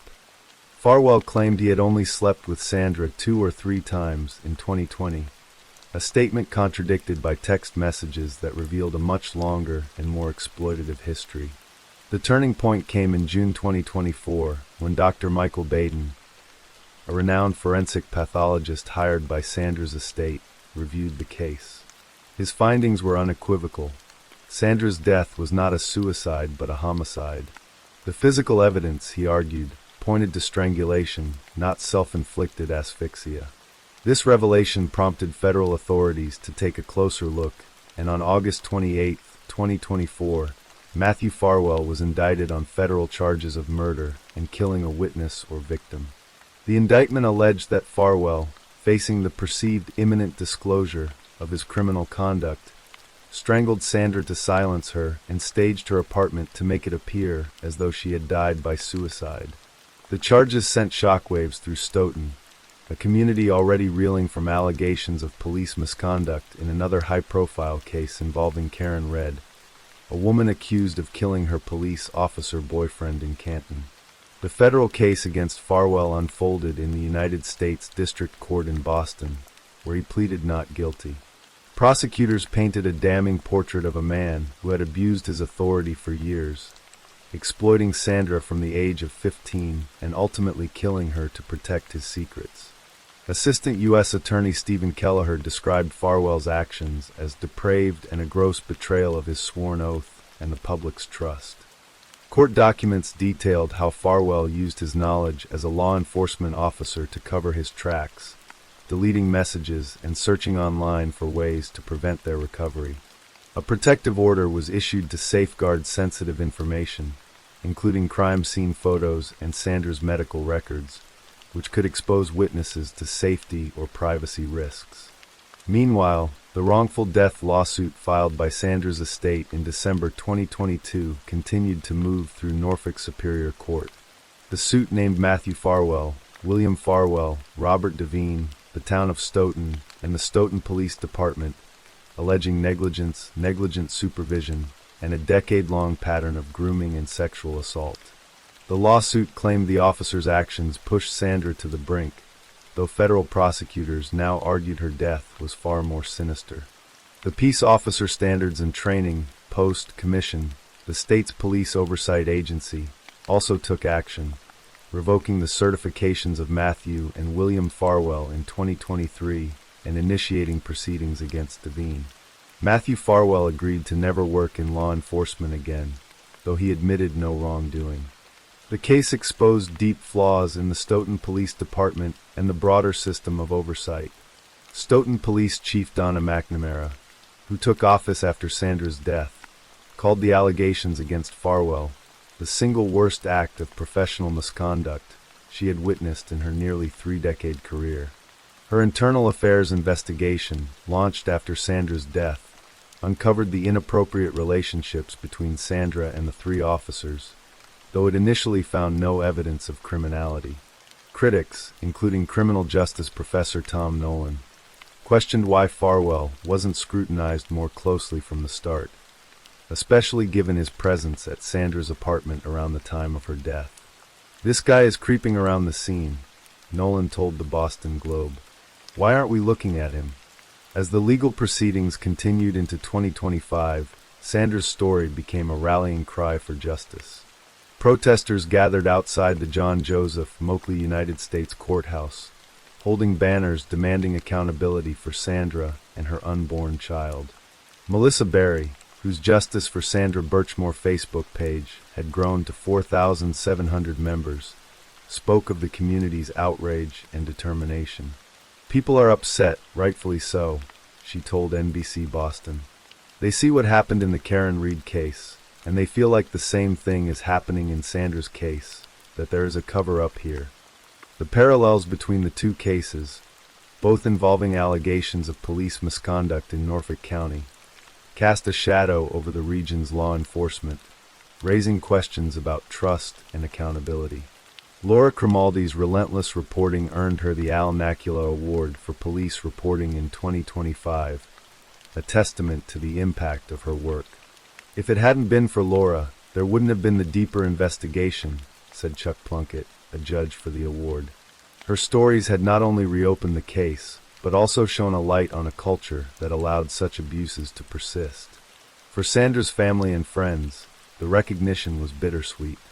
Their fight for justice had gained national attention, but it could not undo the loss of a young woman whose dreams of serving her community were stolen by those entrusted to protect her. The courtroom in Boston was a place of stark contrasts. The polished wood of the benches, the sterile hum of fluorescent lights, and the weight of a community's grief. As Matthew Farwell's federal case progressed, status conferences revealed little, with Farwell often absent, his defense attorneys sparring with prosecutors over evidence and discovery. The wrongful death lawsuit, meanwhile, ground on, with motions and depositions piling up in Norfolk Superior Court. Sandra's aunt, Darlene Smith, remained steadfast, her resolve unshaken despite the slow pace of justice. "Sandra was a light," she told a reporter outside the courthouse, her voice steady but heavy with emotion. "She deserved better than this." The town of Stoughton, once a place of quiet pride, was forever changed. The police department, under Chief McNamara's leadership, implemented reforms, but the scars of Sandra's case lingered. For those who knew her, the memories were vivid. Sandra's laughter as she played with her cat, her determination as she studied for her criminal justice degree, her trust in the officers who betrayed her. The case was a reminder of the fragility of trust, the cost of silence, and the power of those who refuse to let the truth stay buried. As the winter of 2025 settled over Massachusetts, the Sandra Birchmore case remained unresolved, a wound still open. The federal indictment of Matthew Farwell was a step toward accountability, but for Sandra's loved ones, true justice would mean more than a conviction. It would mean a reckoning, for the institutions that failed her, for the community that mourned her, and for a young woman whose life was cut short by the very system she once dreamed of joining. Her story, etched in court documents and newspaper headlines, was a call to action, a demand that no one else suffer as she did. And in the quiet moments, when the protests faded and the courtroom emptied, Sandra's memory endured, a beacon of resilience in a world that had failed to protect her. Story 7. The night of June 17, 2019, was quiet in Salt Lake City, Utah, the kind of stillness that settles over a city after midnight, when the streets empty and the world feels hushed. At Salt Lake City International Airport, Mackenzie Lewick, a 23-year-old kinesiology student at the University of Utah, stepped off a plane from Los Angeles. Her dark hair was pulled back, her compact black backpack slung over one shoulder, a familiar sight to anyone who knew her vibrant, purposeful energy. She had just attended her grandmother's funeral in El Segundo, California, a trip that had weighed heavily on her heart. As she moved through the brightly lit terminal, captured on surveillance cameras, she sent a text to her mother, Diana Lewick, at 1:59 a.m. Landed. Love you, Mama. It was a routine message, one that reassured her parents that their daughter, a part-time senior with dreams of a career in health sciences, was safely back in Utah. But within hours, Mackenzie would vanish, her life cut short in a way that would shock a community and leave her family grappling with an unbearable loss. Mackenzie was no stranger to independence. Raised in El Segundo, a coastal suburb of Los Angeles, she had grown up with a love for animals, a competitive spirit, and a warmth that drew people to her. She was a member of the Alpha Chi Omega sorority, known for her nurturing nature and fierce loyalty to her friends. At the University of Utah, where she studied kinesiology and pre-nursing, she balanced a demanding academic schedule with a social life that included dating apps like Tinder and Seeking Arrangement, platforms where she explored connections, sometimes with older men, in a city far from home. Her friends described her as bubbly yet grounded, a young woman with a bright future who was unafraid to carve her own path. That night, after collecting her luggage, she requested a lift to Hatch Park in North Salt Lake, a small, nondescript park about 10 miles from the airport. The driver, a man later cleared by police, noted that Mackenzie seemed calm, even cheerful, as she stepped out of the car at 2:58 a.m. A maroon Subaru was waiting in the parking lot, and a figure, possibly a woman, the driver thought, greeted her. Mackenzie transferred her bags, exchanged a few words, and disappeared into the night. Her phone powered off at 2:59 a.m., 1 minute after her last text to the driver's burner phone. It never turned back on. 3 days later, on June 20th, 2019, Gregory Lewick, Mackenzie's father, called the Salt Lake City Police Department from California, his voice tight with worry. Mackenzie had not responded to calls or texts since her landed message, an uncharacteristic silence from a daughter who stayed in close contact with her family.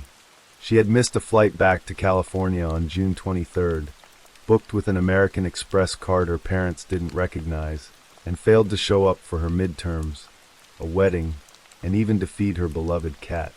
Greg requested a welfare check, and officers arrived at Mackenzie's apartment near the university. Her car was in the driveway, but the apartment was empty, her absence a void that felt wrong, like a note out of tune. The police opened a missing persons case, and the search for Mackenzie began, pulling her family, friends, and an entire community into a desperate quest for answers. Mackenzie's life was a tapestry of ambition and connection. Born in 1996, she grew up in a close-knit family, the daughter of Gregory and Diana Lewick, who instilled in her a sense of adventure and resilience. As a teenager, she was active, competitive, and fiercely independent, traits that carried her through her college years. At the University of Utah, she was a part-time senior, juggling her studies with a job that deposited funds into a Wells Fargo account she shared with her father for tuition. But she also maintained a separate bank account, one her parents discovered only after her disappearance, hinting at a private side to her life. Mackenzie was open about her use of dating apps, including Seeking Arrangement, a platform that connected sugar babies with sugar daddies for mutually beneficial relationships. To her friends, this was just part of who she was, a young woman exploring her independence in a modern world, unafraid to take risks but always cautious, always in control. 3 weeks before her disappearance, Mackenzie had met Rob Joseph, a private investigator and former police officer, at a bar. Over drinks, she confided that she was on Seeking Arrangement, a detail that struck Joseph as significant only after she vanished. When he learned of her disappearance, he found her profile on the site and sent a screenshot to the police, a tip that would prove pivotal. Detectives, combing through Mackenzie's phone records, discovered texts sent to a burner phone linked to a Wi-Fi router at a house in the Fair Park neighborhood, near 500 North and 1000 West. The homeowner was Iola Adisa Ajayi, a 31-year-old IT worker and U.S. citizen originally from Nigeria.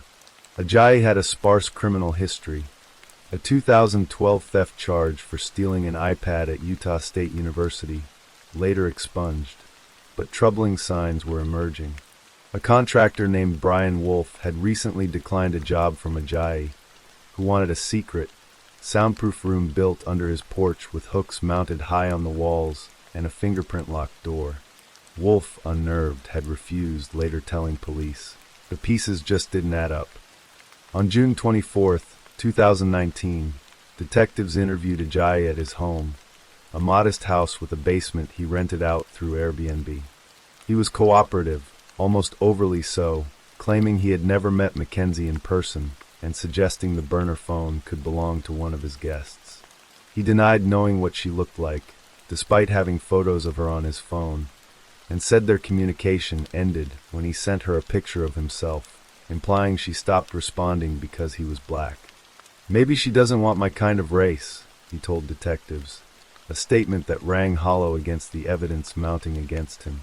Surveillance footage from Hatch Park showed his Kia Optima leaving moments after Mackenzie's lift arrived, and his phone records placed him at the park at 2:58 a.m. on June 17th. Ajayi's story was unraveling, and the police were closing in. The investigation intensified on June 26th, when Salt Lake City police served a search warrant on Ajayi's home. The scene was chaotic, with officers digging in the backyard under the glare of floodlights. Neighbors reported a horrible smell from a fire Ajayi had set on June 17th and 18th, describing him pouring gasoline on items in a burned pit. A cadaver dog, brought to the freshly dug soil near the garage, alerted almost immediately. Investigators unearthed a human bone, charred muscular tissue, a piece of scalp with hair, a burned iPhone, and blackened clothing, including a strap from a purse or backpack matching the one Mackenzie wore in the airport footage. DNA tests confirmed the tissue belonged to Mackenzie. On June 28th, Ajayi was arrested by a SWAT team as he sat in his car, his face expressionless as officers cuffed him. He was charged with aggravated murder, aggravated kidnapping, obstruction of justice, and desecration of a human body. The search for Mackenzie continued, driven by a grim determination to find her remains. On July 3, 2019, police found Mackenzie's body in Logan Canyon, 85 miles from Salt Lake City, buried in a shallow grave under a grove of trees. Her arms were bound behind her with zip ties and rope, her skull fractured by blunt force trauma, a 5-centimeter hole on the left side, causing fatal intracranial hemorrhaging. The body was charred, a brutal attempt to erase evidence of the crime. Ajayi, through his lawyers, had directed police to the canyon, a move that suggested a calculated attempt to mitigate his punishment. The discovery was a devastating blow to Mackenzie's family, who had held on to hope through nearly 2 weeks of searching. Her sorority sisters, Ashley Fine, Kennedy Stoner, and Nisha Williams, organized a vigil at the University of Utah, their voices breaking as they spoke of their friend's warmth and the injustice of her death. She had so much to give the world, Nisha said, tears streaming down her face. It's just not fair. Ajayi's background was a puzzle of contradictions. Born in Nigeria, he had moved to the United States, where he worked in IT for companies like Dell and briefly served in the Army National Guard. He presented himself as an educated professional, self-publishing a novel titled Forge Identity, which described a young man witnessing a gruesome murder by burning, a chilling parallel to Mackenzie's fate. His LinkedIn profile painted a picture of ambition, but those who knew him described a man who carefully curated his image. In 2014, he had been investigated for a rape in North Logan, though the accuser did not pursue charges. In 2018, another woman reported a sexual assault after a date at his home, describing how she felt trapped and caged as he attacked her. She came forward after seeing news of Mackenzie's death, recognizing Ajayi's face. The case drew national attention, amplified by Mackenzie's use of seeking arrangement. Some online commentators blamed her, suggesting her lifestyle invited danger, a narrative her friends fiercely rejected. Mackenzie is not responsible for her death, Ashley Fine told. There's only one person responsible, and we're going to hold him accountable. The Utah Domestic Violence Coalition issued a statement condemning victim blaming, urging the public to focus on Mackenzie's safety and legacy. Her sorority sisters launched Mackenzie's Voice, a nonprofit to raise awareness about violence against women, channeling their grief into action. The media frenzy was relentless, with outlets like the New York Times, CBS News, and KSL.com detailing the case's shocking twists, from the backyard burn pit to the secret room Ajayi had tried to build. The trial process was slow, hampered by the complexity of the evidence and additional charges against Ajayi. On July 10, 2019, prosecutors formally charged him with aggravated murder, a capital offense, along with kidnapping, obstruction, and desecration.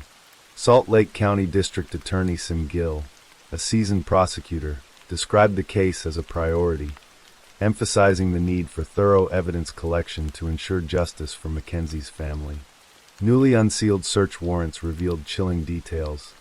Ajayi had purchased a gas can on June 17th, hours after Mackenzie's death, and his phone records showed a trip to Logan Canyon on June 25th, where he likely moved her body. Surveillance videos captured him buying the gas can at a Smith's store, and drone footage later pinpointed the exact spot in the canyon where her remains were found. Ajayi's preliminary hearing, originally set for March 2020, was postponed as prosecutors sifted through new evidence, including reports of possible witnesses at his home and a mysterious woman at Hatch Park. One warrant suggested a man from Texas, staying at Ajayi's Airbnb, was present the night of the murder, though he was not charged.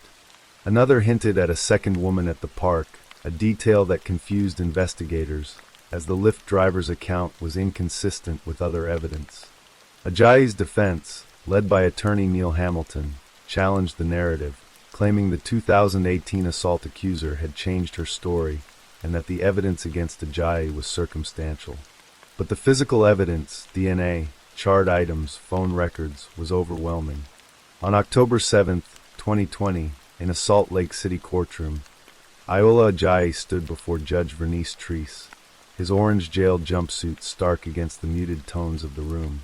In a plea deal to avoid the death penalty, he pleaded guilty to aggravated murder and desecration of a human body in Mackenzie's case, as well as forcible sexual abuse in the 2018 assault.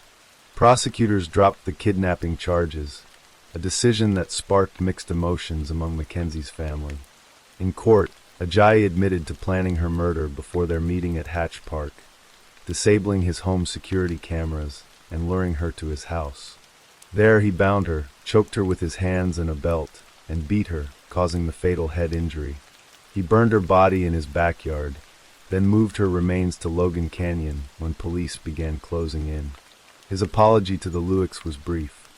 "I'm sorry for what I did. I deserve what I'm going to get." Gregory Luick's response was unflinching. "I have no compassion for him because he showed no compassion for my daughter." On October 23, 2020, Judge Treese sentenced Ajayi to life in prison without parole for the murder, with consecutive terms for the desecration and sexual assault charges. "Each of these crimes is extremely serious and egregious," she said, her voice steady as Mackenzie's family watched from the gallery, their faces etched with grief and resolve. The courtroom was silent, the weight of the verdict settling over everyone present. For the Luicks, it was a measure of justice, but it could not fill the void left by their daughter's absence. The Mackenzie Luick case left an indelible mark on Salt Lake City and beyond. It was a story of a young woman's promise cut short, a community's shock at the brutality hidden in plain sight, and the relentless pursuit of justice through innovative police work. Detectives Nate Wiley and Tiffany Sayes, featured on Dateline NBC, spoke of the case's complexity, noting how Ajayi's continued use of seeking arrangement after the murder helped seal his fate. The release of the police case file in December 2020, hours of video, hundreds of pages of documents, revealed the meticulous investigation, from the cadaver dog's alert to the drone footage of Logan Canyon. Yet one question lingered unanswered: why? Ajayi offered no motive, leaving Mackenzie's family and friends to grapple with the senselessness of her death. Mackenzie's legacy endures in the memories of those who loved her. Her sorority sisters speak of her laughter, her love for her cat, and her determination to make a difference in the world. The nonprofit Mackenzie's Voice continues to advocate for safety and awareness, a tribute to a woman who was more than a victim. She was a daughter, a friend, a dreamer. The case, covered by outlets, serves as a stark reminder of the dangers that can lurk behind a carefully crafted facade, the fragility of trust in a digital age, and the enduring strength of those who fight for justice in the face of unimaginable loss. Story 8. The sun sank low over South Fremantle, Western Australia, on May 12, 2012, casting a warm, amber glow across the quiet coastal suburb. The streets were lined with modest homes, their verandas catching the salty breeze from the nearby Indian Ocean. In one such house on Doru Road, a small, single-story residence with peeling paint and a cluttered yard, the air was thick with tension. David Houston, a 24-year-old with a wiry frame and a restless energy, stepped into the home of Sam Walker, a man he knew through the shadowed world of drug deals. The house smelled of stale smoke and spilled beer, its walls stained with the residue of late-night binges. David, known for his quick grin and knack for sourcing crystal meth, had come to supply drugs to Walker and his friend, Jonathan Lee. But as the evening unfolded, the atmosphere inside that house would turn deadly, and David would never walk out alive. Amanda Jane Kelly, a 20-year-old with pale skin and dark, wary eyes, was there too, caught in the orbit of Walker and Lee. She was a young woman whose life had been shaped by hardship, her days marked by the pull of addiction and the company of men who thrived on chaos. Amanda had grown up in Perth's working-class suburbs, her childhood a patchwork of fractured family ties and fleeting stability. By 2012, she was living on the edge, her world revolving around drugs and the men who supplied them. That night, as David arrived with his stash, Amanda was already at the house, her presence a quiet undercurrent in the storm that was about to break. What happened next would leave a trail of devastation, a brutal murder that would shock the community and expose the raw, unfiltered violence of a life consumed by drugs. The night began like so many others in that house. Music thumping from a cheap stereo, the clink of bottles, the sharp tang of methamphetamine in the air.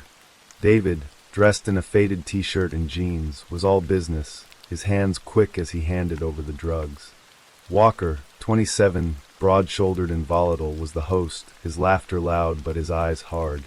Lee, 23, lean and jittery, hovered nearby, his movements erratic from the drugs already coursing through him. Amanda sat on a sagging couch, her thin frame curled into itself, watching the men with a mix of caution and resignation. To an outsider, it might have looked like a party, but there was an edge to the room, a tension that crackled like static. Conversations turned sharp, tempers flared, and within hours, David Houston would be dead, his body subjected to a savage beating that would end with him buried in a shallow grave south of Perth. South Fremantle in 2012 was a place of contrasts. The suburb sat on the fringes of Fremantle's bohemian charm, where trendy cafes and art galleries coexisted with gritty pockets of poverty and crime. Doru Road was one of those pockets, a street where rundown homes housed transient lives, where drug deals and petty theft were as common as the seagulls circling overhead. David Houston fit into this world, a young man who had drifted into the drug trade, not out of ambition, but necessity. Born in Perth, he'd grown up in a family that struggled to make ends meet, his father a laborer, his mother a part-time cleaner. David was bright, with a quick wit and a talent for fixing things, cars, bikes, anything mechanical. But by his early 20s, he'd fallen into the orbit of methamphetamine, a drug that promised escape but delivered destruction. He became a low-level dealer, moving small quantities to users like Walker and Lee, men he knew through mutual connections in Fremantle's underbelly. Amanda Kelly's story was not so different. Raised in a suburb not far from Fremantle, she'd grown up in a home where money was tight and stability was a dream. Her parents had split when she was young, and Amanda bounced between relatives, her teenage years marked by rebellion and a hunger for belonging. By 19, she was using meth, drawn to its fleeting highs and the sense of camaraderie it offered in places like Walker's house. She was not a dealer like David, but she was a fixture in the scene, her loyalty to men like Walker and Lee born of dependence and fear. Amanda was quiet, almost invisible at times, her dark hair often falling over her face as she avoided eye contact. But those who knew her saw a flicker of something else, a spark of defiance, a longing to break free from the life that held her captive. Sam Walker's house was a hub for this world, a place where users gathered to score and lose themselves in the haze of drugs. Walker was a volatile figure, his temper as unpredictable as a summer storm. He'd grown up in South Fremantle, his family home a relic of better days, now a mess of empty bottles and broken furniture. Jonathan Lee, his friend and frequent guest, was a drifter, a man whose life had been derailed by addiction. Together, they created a volatile mix, their nights fueled by meth and alcohol, their arguments quick to escalate. David's arrival that night was routine. He was there to deliver, collect his money, and leave. But something went wrong. The details would later be pieced together in court, a grim tapestry of violence woven from the accounts of those who survived. The evening of May 12th started with the usual ritual. David arrived around dusk, his backpack slung over one shoulder, the drugs tucked inside. Walker greeted him with a nod, his mood already sour from a day of drinking. Lee was pacing, his eyes darting, his body wired from an earlier hit. Amanda sat quietly, her hands folded in her lap, her face a mask of detachment. The deal began smoothly. David handed over the meth. Walker counted out crumpled bills. But then a spark. Maybe it was a disagreement over the price, maybe a perceived slight, or maybe the drugs amplified a grudge that had been simmering for weeks. Whatever the trigger, the room erupted. Walker lunged first, his fists connecting with David's face, the crack of knuckles against bone echoing in the small living room. Lee joined in, his movements wild, fueled by meth and rage. David fought back, his arms flailing, but he was no match for the two men. They dragged him to the floor, their boots slamming into his ribs, his head, his legs. Amanda watched, frozen, as the violence unfolded, her heart pounding. She later told police she tried to scream, to stop them, but her voice caught in her throat. The beating was relentless. Punches, kicks, stomps, each blow landing with sickening force. David's body went limp, his breath shallow, blood pooling beneath him on the worn carpet.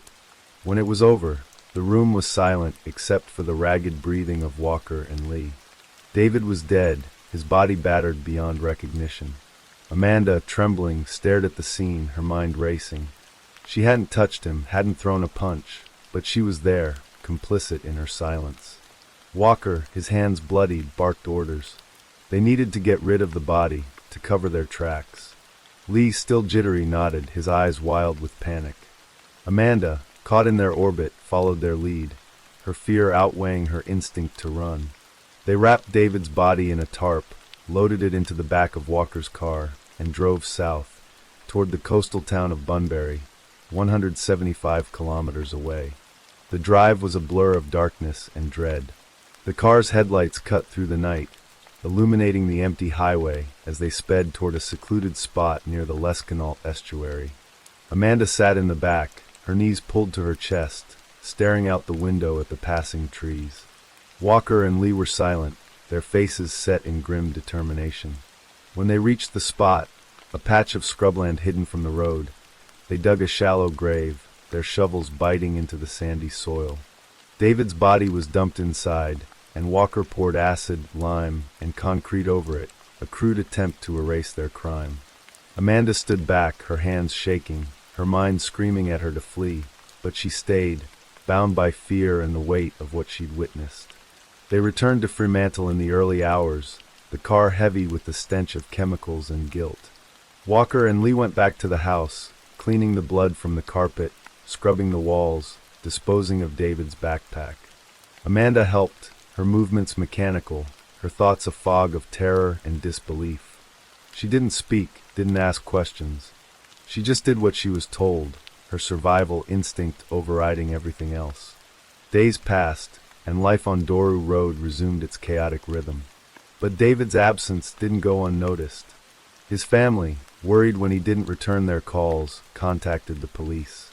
Friends whispered about his last known whereabouts, pointing to Walker's house. The trail led detectives to South Fremantle, and the house on Doru Road became the center of a murder investigation. The Western Australia police moved quickly. By late May, they had searched the house, finding traces of blood despite the cleanup. Witnesses, neighbors, friends, others in the drug scene, placed David at Walker's home on the night he disappeared.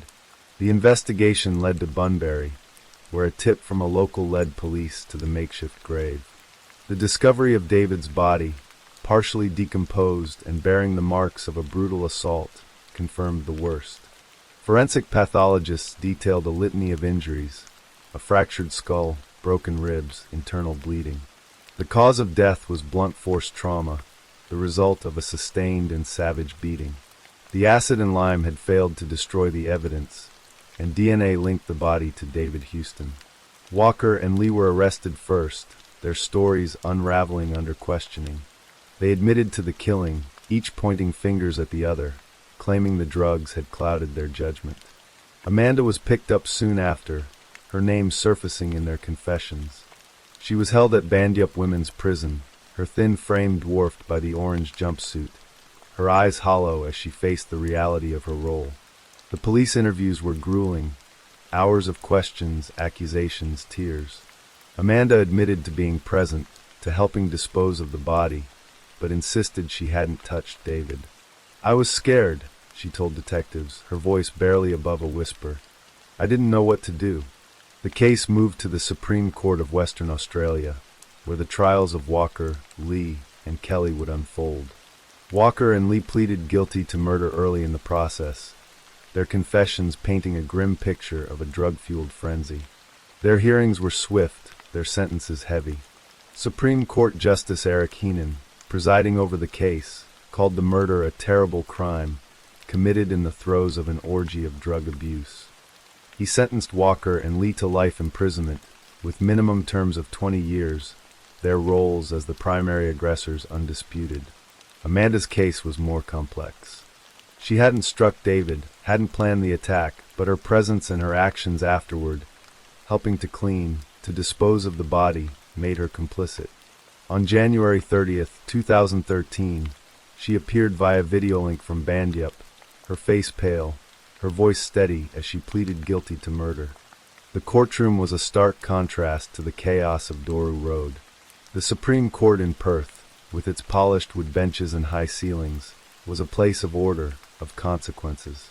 Amanda sat in a small room at Bandyup, her image projected onto a screen, her hands clasped tightly as Justice Heenan delivered his judgment.